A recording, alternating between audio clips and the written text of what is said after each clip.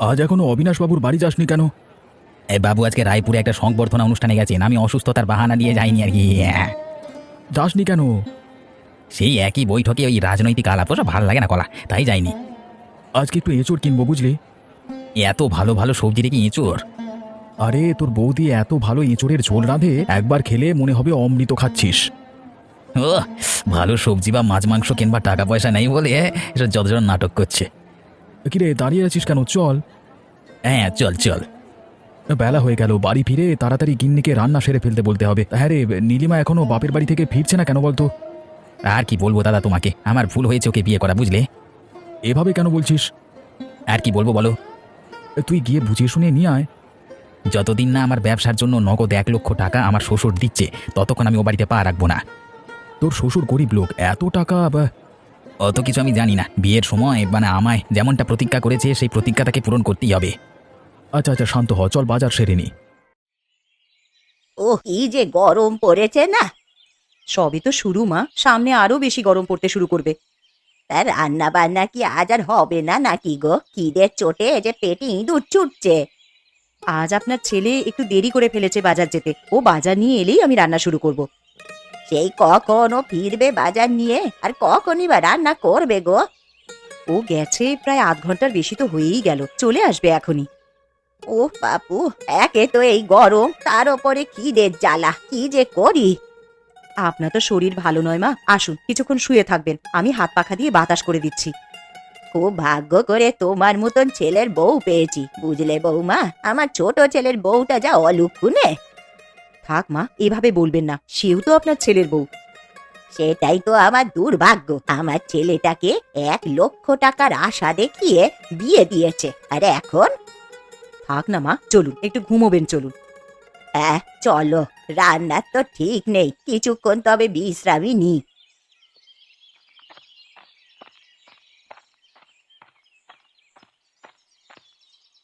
অবিনাশবাবু কেমন আছেন? আরে এই তো ভালোই আছি। তা আপনাকে তো ঠিক চিনতে পারলাম না। আপনি আমাকে চিনবেন না, তবে আমি আপনার কথা খুব শুনেছি, আজকে দেখাও হয়ে গেল। দেখো কি কাণ্ড, আপনি আমার ব্যাপারে শুনেছেন অথচ আমি আপনার পরিচয় জানি না। আমার নাম সমরজিৎ রায়, আমি একজন ব্যবসায়ী। ভালো হলো আপনার সঙ্গে আজকে দেখা হলো, খুব জরুরি কথা ছিল আপনার সঙ্গে। হ্যাঁ হ্যাঁ বলুন না, কি জরুরি কথা? আমার শহরে একটা খাবার হোটেল আছে, খুব জনপ্রিয়, তবে আমি আপনার গ্রামে একটা নতুন হোটেল খুলতে চাচ্ছি। আমাদের গ্রামে? কখন?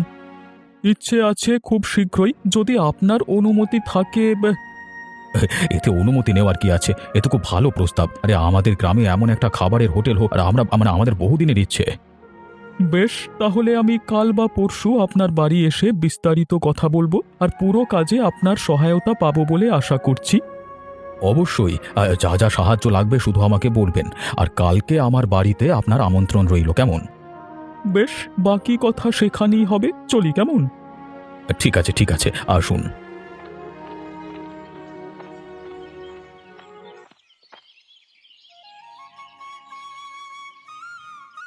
বাহ বৌদি, এই দাদা তো ভুল কিছু বলেনি, তোমার হাতের এঁচোর অমৃতকেও তো হার মানাবে গো। গরম ভাত আর বৌমার হাতের এঁচোড়ের ঝোল, বাহ, এ তো পুরো জমে একদম ক্ষীর। খাও ঠাকুরপো, অনেকদিন পর এঁচোড় রান্না করলাম, তোমাদের ভালো লাগছে শুনে আমি খুশি হলাম। গিন্নি, তোমার কিন্তু কোনো জবাব নেই রান্নার, তুমি রূপে গুণে সেরা গিন্নি। এমনি এমনি কি আর ওকে দেখা মাত্রই আমার বৌমা বানাবো বলে ভেবেছিলাম? আমি জানতাম এই বৌমাই আমার সংসারের লক্ষ্মী। খুব হয়েছে মা, আর এসব বলে আমায় লজ্জা দেবেন না।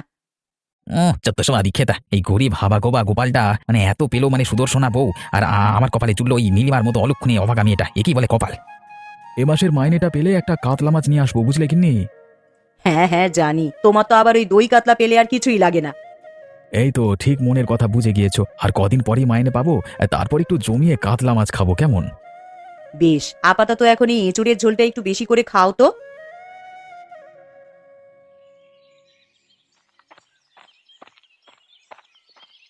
সমরজিৎ বাবু, আরে আসুন আসুন, ভেতরে আসুন। কি খাবেন বলুন? চা, জল খাবার না না, আমি যে কাজের কথা বলতে এসেছি তাই বলে চলে যাব, কিচ্ছু খাবো না। সে কি, প্রথমবার আমার বাড়িতে এলেন, খালি মুখে কেন যাবেন? এখানে সন্দেশের কিন্তু খুব স্বাদ, আপনার জন্য সন্দেশ আনাচ্ছি। এত ব্যস্ত হওয়ার কিছু নেই অবিনাশবাবু। এখন যেহেতু একটা ব্যবসার পরিকল্পনা আছে, আসা যাওয়া তো লেগেই থাকবে। আচ্ছা আচ্ছা, বেশ বলুন, বিস্তারিত বলুন আপনার সব পরিকল্পনার ব্যাপারে। আমার শহরে যে হোটেল আছে সেখানে বেশ ভালোই চলছে ব্যবসা, তবে গ্রামে হোটেল খোলার কারণ হচ্ছে কোনো গ্রামের মানুষ কম পয়সায় ভালো বাঙালি খাবারের স্বাদ পায়, তাই। বেশ চমৎকার পরিকল্পনা। আপনি আমি কিভাবে আপনাকে সাহায্য করতে পারি? জায়গা আমরা দেখে ফেলেছি, সব ঠিকঠাক, শুধু একটা ঝামেলায় পড়ে গেছি। কি ঝামেলা বলুন আমাকে। শহরের রাঁধুনিরা গ্রামে আসতে ইচ্ছুক নয়। অনেক চেষ্টা করেছি কিন্তু তারা রাজি নয়। তবে এখন এর কি সমাধান করা যায়? সমাধান একটাই, যদি আপনার গ্রামের এমন কেউ থাকে যে খুব ভালো রান্না জানে, তবে তাকে আমার হোটেলে ভালো বেতন নিয়োগ করা যায়। এমন মানুষ আশা করছি পাওয়া যাবে, তবে আমার একটু খোঁজ খবর করা দরকার। বেশ, তো এখনও সব পরিপূর্ণভাবে সাজিয়ে গুছিয়ে নিতে 4-5 দিনের মতো সময় লাগবে। আপনি সন্ধান শুরু করুন তাহলে। বেশ বেশ, আপনি চিন্তা করবেন না, আমি আজই খোঁজ নিচ্ছি। বেশ, আমার খুবই জরুরি কাজ আছে, যেতে হবে। কেমন, আমি উঠি তাহলে আজকে? বেশ বেশ, আসুন, আবার আসবেন কিন্তু। হ্যাঁ, আমন্ত্রণ রইল। শহরের রাঁধুনি যে কাজে 10,000 নেবে, গ্রামের রাঁধুনি তার দ্বিগুণ কাজে নেবে 500। এটাই তো ব্যবসা, লাভ বেশি অথচ খরচ কম।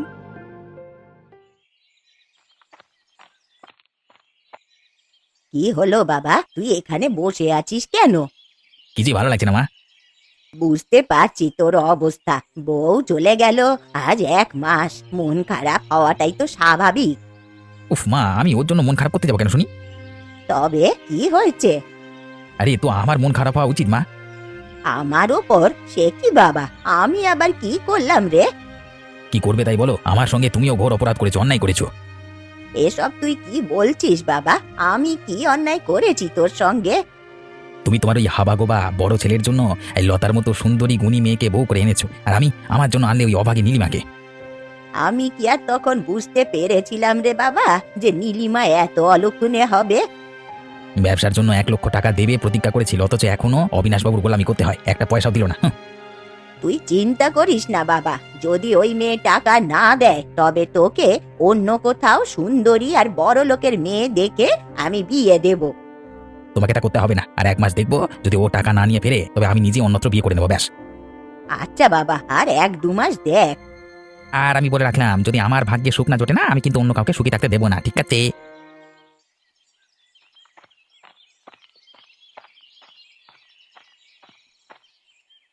কোথায় যাচ্ছ গোপাল? আর কোথায় যাব বাবু, দপ্তরে যাচ্ছি। ও আচ্ছা আচ্ছা, ঠিক আছে, যাও। আপনাকে এত চিন্তিত দেখাচ্ছে কেন বাবু, আপনি ঠিক আছেন তো? আর বলো না গোপাল, আজকে 2 দিন ধরে খুব দুশ্চিন্তায় আছি। কিসের দুশ্চিন্তা আমাকে বলুন, হতেও পারে আপনার দুশ্চিন্তার সমাধান আমি বের করে দিতে পারি। একজন বড় মাপের ব্যবসায়ী আমাদের গ্রামে তার একটা হোটেল খোলবার উদ্যোগ নিয়েছে। এ তো সুসংবাদ বাবু, আমাদের গ্রামে হোটেল খুললে লোকের ভিড় লেগে যাবে। সেটা তো জানি, তবে সমস্যা হলো একজন ভালো রাঁধুনির দরকার। আজকে 2 দিন ধরে খোঁজ করছি। গ্রামে তো এমন অনেকেই আছে যারা ভালো রান্না জানে। সে তো জানি, তবে বিশ্বস্ততার একটা ব্যাপার আছে, আর অনেক বড় ব্যবসায়ী, তাই ভালো কাউকে ব্যবস্থা করে নিতে হবে।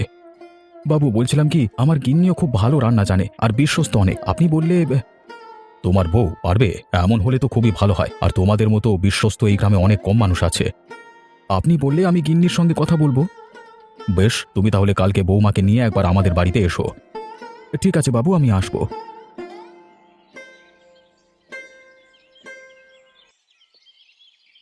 কি, গোপালের মাথা ঠিক আছে তো? কেন মা, কি হয়েছে? তুমি বাড়ির বউ হয়ে ওই বড় হোটেলে রাঁধুনির কাজ করবে? সমস্যা কোথায় মা? এর ফলে গ্রামের সবাই আমার হাতের রান্নার ব্যাপারে জানতে পারবে, আর কিছু টাকাও তো আসবে সংসারে।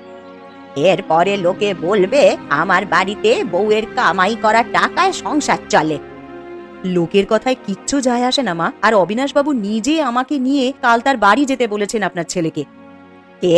ওই মোড়ল অবিনাশ? সে একটা বাজে লোক, তার জমি আমি দেখাশোনা করতাম, আর আমায় সে কিনা ধান চুরির অপবাদে কাজ থেকে বের করে দিয়েছে। সে তো অনেক পুরনো কথা মা, উনি নিজেও পরে অনুতপ্ত হয়েছিলেন। কিন্তু আমি সেই অপমান ভুলতে পারবো না, আর আমি চাই না তুমি ওই হোটেলে রাঁধুনির কাজ করো। আপনি না চাইলেও আপনার ছেলে চায় আমি রাঁধুনি হিসেবে কাজ করি, আর আমি আমার স্বামীর কথা ফেলতে পারবো না মা। বেশ, আমিও দেখি কিভাবে ওই হোটেলে তুমি রাঁধুনির কাজ করো। ঠ্যাং ভেঙে গুঁড়ো যদি না করেছি, কিছু একটা করতে হবে। সমরজিৎ মশাই, এই হলো গোপাল এবং তার স্ত্রী। অবিনাশবাবু, ওরাই কি আমার হোটেলের রাঁধুনির কাজ করবে? দুজন নয়, শুধু লতা বৌমা। সে খুব চমৎকার একজন রাঁধুনি। সব ধরনের বাঙালি খাবার রাঁধতে জানেন তো? আমাদের হোটেলে দৈনিক আনুমানিক 4 থেকে 500 মানুষের জন্য খাবার রাঁধতে হবে। তা নিয়ে পাবেন না, শুধু সরঞ্জামগুলো প্রস্তুত থাকলে আমার আমার স্ত্রী ঠিক ঠিক রান্না করে দিতে পারে। বেশ, তাহলে আর 2 দিন পর থেকে আমার হোটেল পরিপূর্ণভাবে আমরা চালু করব। আপনি নিয়োগ দিন, আর সব কেটে কুটে দেওয়ার জন্য আরেকজন লোক আমরা ব্যবস্থা করে নেব। বেশ বেশ, ওরা খুব মনোযোগ দিয়ে কাজ করবে বলে আমার বিশ্বাস। আমরা তাহলে এখন আসি বাবু, বাড়িতে সকলকে খবরটা দিই আর কি। হ্যাঁ হ্যাঁ, যাও যাও। এই অশিক্ষিত মূর্খগুলোকে অল্প টাকায় কাজ করিয়ে বেশি মুনাফা করা যাবে, এই জন্যই দেখে শুনে এই জায়গা বেছে নিয়েছি। কি বলছো কি এসব? লতা বৌদি ওই হোটেলে রাঁধুনির কাজ করবে মানে? হ্যাঁ রে, আজ গিয়ে ওরা কথাও বলে এসেছে। তুমি ওদের আটকাতে পারলে না? আমি অনেক করে বোঝানোর চেষ্টা করেছি, ওরা কিছুতেই বুঝতে চায় না। তুই তো অবিনাশ বাবুর বাড়ি যাস না আজ কয়েকদিন, তাই শুনিসনি। ওই হোটেলে কাজ করলে চারিদিকে ওদের নামডাক হয়ে যাবে, তখন আর আমাদের কোনো মূল্য থাকবে? ওরা আমার কথার বিরোধিতা করে সেখানে চাকরি নিয়েছে। কিছুতেই ওখানে ওদের চাকরি করতে দেওয়া যাবে না। আমি তো বুড়ো মানুষ, কিছুই করতে পারবো না, তাই ভাবলাম তোকেই বলি। এদিকে ওরা মানে অত বড় হোটেলে চাকরি নিচ্ছে, আর আমি আমি ওদের কিছুতেই উন্নতি করতে দেবো না। তবে তুই কি করে আটকাবি ওদের? সেটা জানি না, তবে ওদের উন্নতির পথে বাধা সৃষ্টির জন্য যা করতে হয় সব করব। তাই কর, আমি তোর সঙ্গে আছি। এই গোপালের আশকারায় ওর স্ত্রীর এত বার বেড়েছে, লতাকে আটকাতে হলে ওর সাহস আর শক্তি মানে গোপালকে রাস্তা থেকে সরাতে হবে। মানে কি করবি তুই? তোমাকে তো ভাবতে হবে না, তুমি শুধু দেখতে থাকো।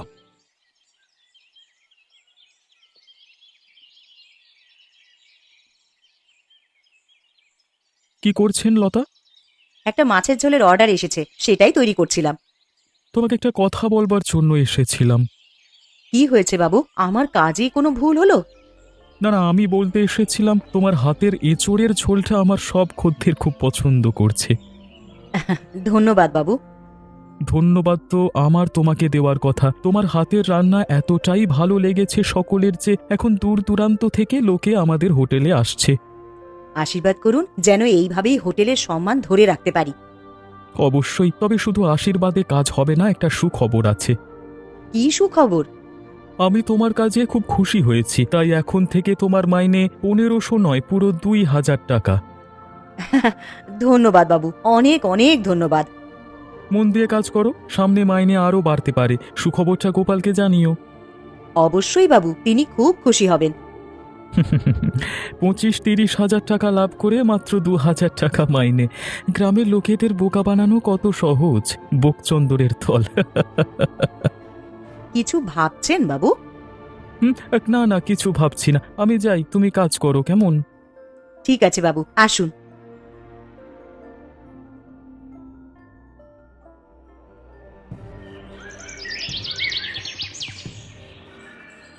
খগেন, তুই?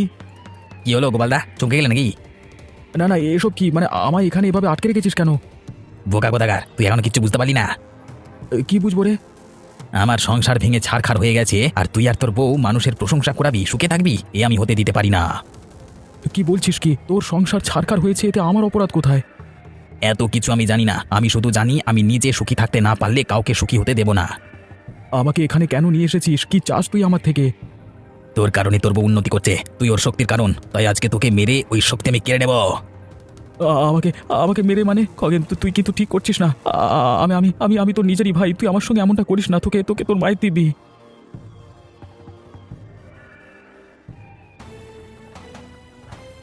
মা, তুমি? কি রে খোকা, চমকে গেলি নাকি? আজ অনেক দিন ধরে আমি আর তোর ভাই মিলে তোকে পথ থেকে সরাবার পরিকল্পনা করছি। আজ সেই পরিকল্পনাগুলোকে বাস্তবায়নের দিন। তোমার কি ক্ষতি করেছি আমি? কেন আমার সঙ্গে এমন করছো তোমরা? তোর উন্নতি আমাদের সবচেয়ে বড় ক্ষতি, তাই যেন আর ক্ষতি করতে না পারিস তাহারই ব্যবস্থা করছি। মা বেশি সময় নেই, এই দাও দাও পেট্রোলটা দাও তো, ওকে এখানে জ্বালিয়ে দিয়ে চলে যাই, শরীর জ্বলে গেলে আর কেউ ধরতে পারবে না লাশটা কার। এই না না, বাঁচাও বাঁচাও, কে আছো, বাঁচাও।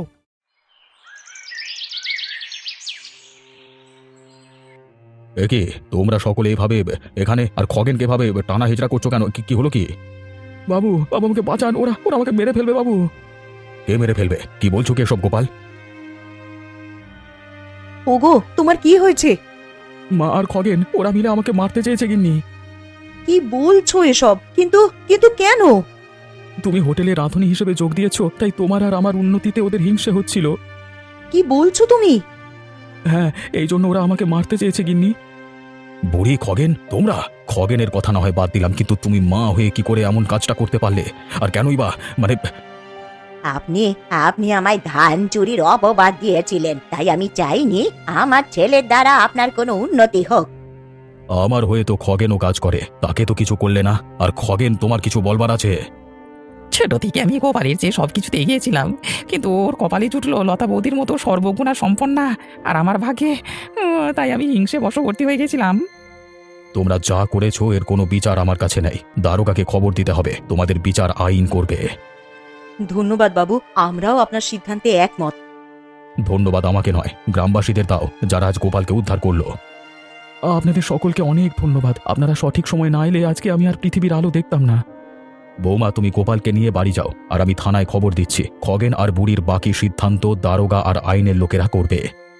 পরের অনিষ্ট কামনা করে কখনো সুখ লাভ করা যায় না খগেন। সততার জিত সব সময় হয়ে এসেছে, আর আমরণ হবে।